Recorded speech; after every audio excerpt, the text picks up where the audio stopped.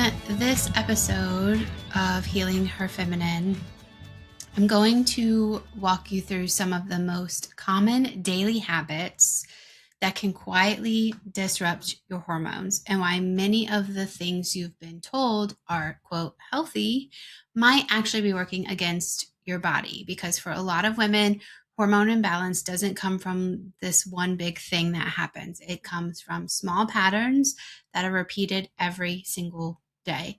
After working with women who feel exhausted, inflamed, they're stuck in their bodies, I've noticed something very interesting. Most of them are trying to take care of themselves. They are drinking juices or green juices. They are doing the workouts. They're eating clean. They're literally doing everything that they have been told is healthy. And we have discussed this before in previous podcast episodes. But at the same time, they still feel drained. They still feel like their mood swings come out of nowhere. Periods are horrible experiences for them, and they really just feel this disconnect from their bodies. And they really just come to me and they're like, I can't figure out why I feel this way. Like, what is wrong with me? Which is exactly why I wanted to create this episode in our 6-part series. This is episode number 4. So if you haven't caught the previous 3 after this episode, I encourage you to go back and do so, because we are talking about going from survival mode to sovereignty. And in the midst of this, we are talking about our cycles and the things that we're doing that kind of keep us in this survival mode and just dealing with things instead of really owning who we are authentically and coming into this calm, peace, feminine energy that everyone absolutely deserves to have in their life. So sometimes it's not about doing more, it's about just becoming more aware of what's already happening. So if you listen, you really realize that your body has been asking for a different kind of support. And this is exactly what we do inside the Balanced Hormonal Healing Journey. The good news is the spring cohort opens April 6th. So this is going to air about March 26th. So you guys have a few more weeks before the doors actually open. But I have a wait list for you. And if you guys get on that wait list before the doors open, you actually get early access with an early bird discount. And I'm so excited for you guys to join. You can go check all this out at my website, lindseyalexis.co. Make sure you put /spring-cohort, COHORT. And if you are listening later after those doors have opened and closed, you can still find the full program details. Just go to lindseyalexis.co /balanced with a D. All right, so let's get into it, because sometimes it's not the big obvious thing that is making your symptoms a lot worse. Sometimes it is actually the small daily habits that look normal, they look productive, they feel healthy, they feel harmless on the surface, but underneath they are actually keeping your body in stress, in disconnection, and in survival mode. And I do want to say this clearly before we go any further. This is not about blame. This is about awareness. You are probably not doing anything wrong. It's just so many women get stuck in these patterns that they were taught were healthy, or to be more disciplined, or things that are necessary that we should be doing. But in reality, those same patterns may actually be making your hormones be actually more imbalanced. So things like fatigue, we've talked about painful periods, mood swings, and even nervous system dysregulation, which is really huge. Those things can make everything a lot worse. So today we're going to talk about the exact daily habits that may be quietly working against your healing without you even realizing it. And more importantly, we are talking about what your body may actually need instead, because the root issue is not that your body is broken. The root issue is often that you have been taught to just override your body. And the solution is obviously not going to be more control. It's going to be this reconnection. So Habit number one that I often see is skipping nourishment early in the day. Please raise your hand if you are one of the women who skip breakfast every morning. One of the most common habits that I see in women is waking up and we just right into stress mode. We delay our nourishment for hours. Some of us don't eat till 10, 11 in the late afternoon hours, or sorry, late morning hours. So maybe you get up and you have your coffee first. Maybe you just throw everything together and you rush out the door for work. Maybe you have to take care of everybody else in the home, right? Get the kids off to school on time. Make sure that they have eaten their breakfast before you even have a chance to check in with yourself. So when your body is already depleted, when it's already stressed out, or it is already hormonally imbalanced, going these long stretches without nourishment can actually intensify blood sugar instability. It can intensify cortisol dysregulation. Your irritability increases, cravings increase, fatigue, especially later in the afternoon, and obviously hormonal chaos. So your body doesn't read that as discipline. It actually reads it as stress. What your body often needs instead is more steadiness, more safety, and obviously more support. So let's dial that back in. Running on stress as a lifestyle is another habit. Many women have become high functioning in survival mode. You may look very productive from the outside, but internally your body is paying the price. Constant urgency, overcommitting, multitasking, never resting, always pushing, always doing. Sound kind of familiar? These patterns, they train your nervous system to stay activated. And when your nervous system doesn't feel safe, your hormones often do not regulate well either. And so that can show up as cycle irregularity, worsening PMS symptoms, sleep issues, anxiety, inflammation, digestive symptoms, and most importantly, burnout, right? Am I touching on some strings here? The goal obviously is not to become less powerful, right? The goal is to stop using stress as the fuel source for your life. Habit number 3 is ignoring your body's signals. And this one is huge. Your body whispers way before she screams. But many women have been conditioned to dismiss the fatigue, to push through the pain, to override your hunger cues, to numb your emotions, from disconnect from really what you are feeling, right? And what happens is over time, that builds up, right? Think of it as like a soda bottle, right?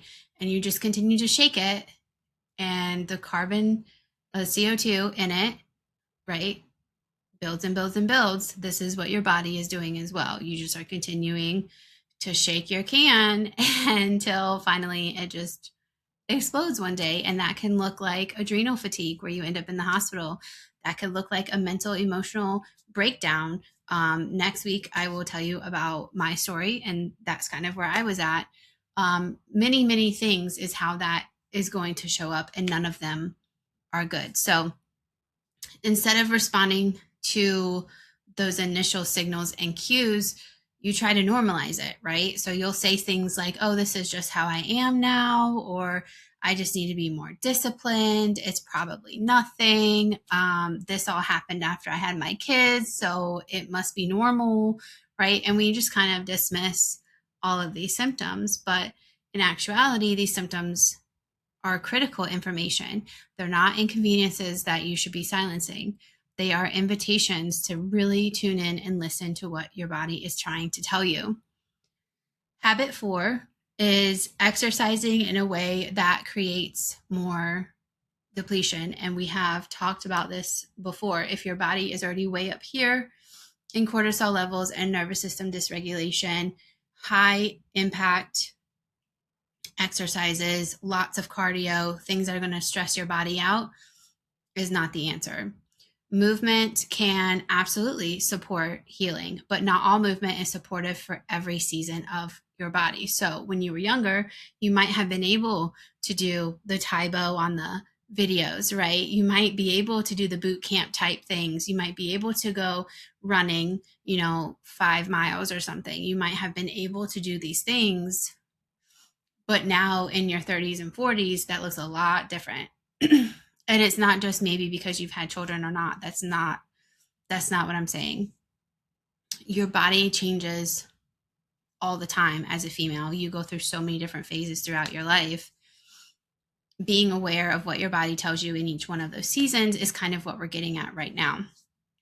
So if you're already, like I said, exhausted, you're inflamed, you're undernourished because you're skipping meals, or you're dysregulated in your nervous system because you're constantly stressed out, those intense workouts layered on top of that chronic stress is actually going to be another burden in your body instead of a healing tool. So it doesn't mean that exercise is bad. It just means that your body needs a different relationship with certain types of movement. One that is rooted in support and not what feels like punishment on your body. It may not feel like punishment to you. You might actually enjoy these things psychologically, but physiologically, your body's like, don't do this to me. Why is she doing this to me? So what you should be asking is, what would nourish me today? Instead of, how do I force these results of losing 20 to 35 pounds? Okay. Really being aware and tuning into what your body is actually telling you, not what you are telling your body. Habit 5 is living disconnected from your emotional world. So hormonal healing is not just this physical thing where I tell you, oh, you should do this for your nutrition. Oh, you should do this for your exercise and movement. No. Your body holds stress. Your nervous system holds stress. Your emotions matter. So when you are constantly suppressing what you feel, when you're staying in environments that drain you, you're self-abandoning your needs or yourself or your desires, right? You're performing for everybody else out of fear of judgment, out of how people have told you you need to be, do, think, act, look, etc., right? All of those things, while you're doing all of these things, you can kind of feel internally, right, this unraveling of who you actually are. And it actually causes more stress in the body because you're not being authentically yourself. You're not being unbothered by people's reactions to what you say or do or how you act or how you look, right? You're very concerned. You're constantly scanning. You're trying to be the emotional regulator for everybody in your life that you care about, right? Oh, if I say this to them, then they're going to respond to this. So I don't need to say this way. So I should probably say it this way. But then if I said it that way, would they really understand what I was saying? Because, right? Tell me that hasn't happened to you more times than you want to admit. Lots of women have been raised in environments where we are constantly scanning. How do I impact other people? And how do I need to adjust myself so that they don't feel uncomfortable? And that's something that we need to stop doing, because unless they are little children who are still learning and growing in their emotions and understanding of the world, unless that is the thing, if they are full-on adults, they can handle their own emotions. They can regulate their own emotions. And if they cannot, that is not your burden to carry. So let it go. There's a really good book, Codependent No More. Absolutely recommend it. Another book is Worthy, by Jamie Kern Lima. Absolutely recommend it. There are other books out there that teach you, and other resources too online, that teach you about becoming more sovereign in this area. Even Mel Robbins' new book, Let Them. Perfect example, right? So your body is carrying all of these things, like all of these mental processes, all of this emotional weight. And healing isn't, like I said, just about what you eat or the supplements you take or the exercise you do. It's about the level of safety, honesty, trust, self-connection, right? limiting your self-abandoning moments, because you can self-abandon yourself even in the micro moments. And over time, those micro moments add up as dysregulation in your nervous system. But you're the one who's going to change that. You're the one who is going to allow yourself to recognize it's not safe and we need to start being safe. And I get into all of that later. Habit number 6 is looking for quick fixes instead of the deeper patterns that are happening. And this is one of the biggest traps in healthcare, in the whole health industry, that really frustrates and irritates me. So many women are taught to chase the symptom for relief instead of addressing the full picture. So what do? Try another supplement that so-and-so recommended. We try another diet that our friend over here is doing. We try another pill, another injection, right? Oh, it worked for them, it must work for me. We do another protocol. Oh, let's detox. There's this new detox that we should do. Oh, fasting. We should do fasting. Fasting's great, right? Another trend. What diet are you on? Are you doing keto? Are you doing paleo? What are you doing? It's working for you, so I should do it too, right? No, absolutely not. Do not do any of those things. Throw it out the window. Toss it. Goodbye. Adios. Some of those tools can help, right? They can help temporarily. They can suppress the symptoms. But as soon as you deviate from any of those things, 9 times out of 10, your body's going to come back with a vengeance. So you think you just lost these 15 pounds by doing this thing, and you think you're good, and now you can just maintain. So you stop, switch to maintenance, and you instantly gain 30 pounds, because our bodies as women just does that. So real healing asks you for something deeper. It asks you to look at patterns, your stress patterns, your nourishment patterns, your relationship with rest, taking breaks, with sleep, right? What's your sleep routine look like? What's your evening routine look like? What's your morning routine look like? Your beliefs around worth, productivity, controlling outcomes, all of these things attribute to your health and your hormonal health. When the deeper pattern stays the same, the symptoms keep returning, even if they might change their form. So one day you might have leg swelling, right? You might have that for a few weeks. Then next thing you know, you have headaches happening all the time, right? Your body is trying to get your attention, and it'll do whatever it takes to get your attention. And like I said, you can use those methodologies to try to suppress those symptoms for as long as possible. Does not mean that your body is healing. It does not mean that those are the answers. They are just curing the symptoms. They are not curing the cause. What your body may need instead, your body may need rhythm, consistency. This is my morning routine. I take breaks during the day. I take a walk in the middle of the day. This is my sleep routine. This is how many hours of sleep I get. Your body may need nourishment. You should be eating breakfast in the morning. You should. And not these granola bars and not a bowl of cereal. Please don't do that. It needs actual nourishment. It needs protein as a female. Do whatever it takes to get protein in your body. I don't care if that's a protein shake for you, right? If you don't want to eat an egg, if you don't want to eat, a bigger breakfast, if you don't want to eat cottage cheese, whatever your thing is, figure it out. Nourish your body first thing in the morning. Your body's going to need rest. As a female, we are operating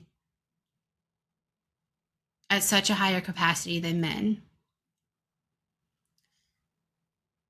Not just physically, but mentally and emotionally as well.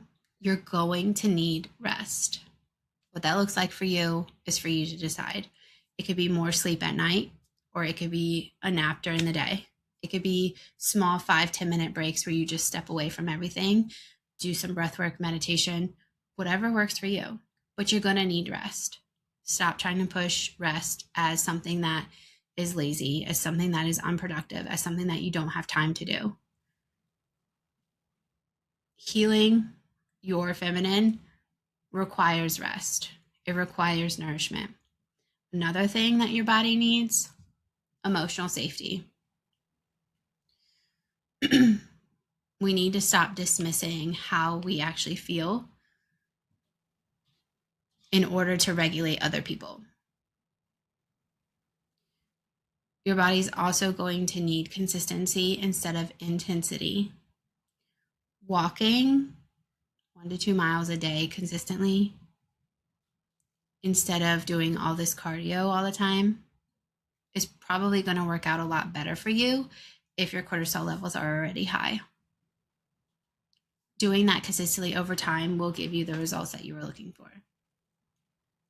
Consistency in nourishment. So not doing these strict diets, elimination diets, really tuning in and understanding what your body desires when it desires. Because in wintertime, it might be desiring something totally different than it does in the summer.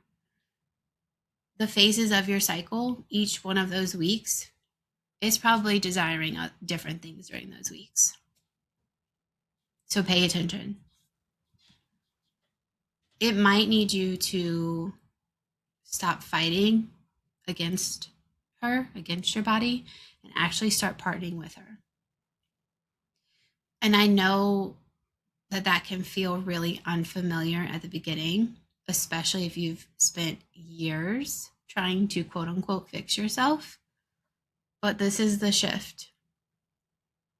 We're doing things differently this year.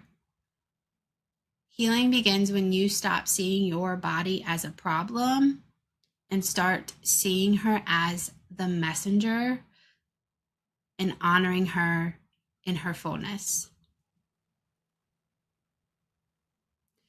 If this episode so far is hitting deeply, it's resonating with you, and you're realizing that your symptoms are connected to more than just one isolated issue, then I truly want to invite you to the 90-day program, to the Balanced Hormonal Healing Journey, because this program is for the woman who's ready to stop guessing, to stop overriding, and finally understand what your body has actually been asking for. Your specific body, not her body, not their body, yours. So inside this experience, we look at a deeper root, at the deeper roots of hormonal imbalance, of these symptoms, right? We take these symptoms that you're experiencing or why things aren't working. Maybe you're just trying to do weight loss and it's not working. Let's dive into that. But we look at these things deeper through a more holistic lens so that you can restore your energy, right? So you're not feeling drained, exhausted all the time. We regulate your nervous system so that your body can actually absorb the nutrients that it needs, so that it can actually allow your body to regulate itself better, allow weight loss to happen, allow you to be more at peace and ease and in the sovereignty with yourself on a day-to-day basis. We go through how to reconnect with your body, listening to that intuition, listening to those signals, and we create healing that actually lasts. This is foundational work. We dig up the roots, just like if you were going to replant a plant, right? This plant is dying in this area. So what do? We go dig it up, We put it in proper soil. We give it proper water. We give it proper sunshine or shade, depending on the tree. We stay consistent with nourishing it. We stay consistent with what it's asking of us. Sometimes it might be more minerals, right? Sometimes it might be more water. Sometimes it might be more sun. It really depends on that plant. That's not a random analogy, right? So if you want, again, early access, you can get on the wait list now. The doors open April 6th, the day after Easter. The waitlist is at lindseyalexis.co/spring-cohort, COHORT. And if you're listening after that time period, you can go to lindseyalexis.co/balanced with a D. Again, those doors open on the 6th, they close on the 13th, and then we start the spring cohort on April 14th. So if there is one thing that I want you to take away from this episode today, it is this. The habits making your symptoms worse are not proof that you're failing. They're often proof that you have been trying to survive inside systems and patterns that taught you to disconnect from yourself. But you can choose differently. You can begin listening. You can begin supporting your body with more compassion, with more wisdom, more honesty. And that is where healing actually starts. You making the decision. So in the next episode, because remember, this is number 4 out of 6, I'm going to share something a lot more personal. So I'm going to walk you through my own healing journey and how I went from absolute burnout and overwhelm to reconnecting with my body and becoming more at peace, more at ease in my day-to-day life, more sovereign, making choices that set boundaries with clarity and all of these things. And I tell you, it's a lot more freeing. There is freedom and peace on the other side of burnout. So I'm going to tell you what actually made the biggest difference for that journey of mine. All right. I will see you guys in the next one.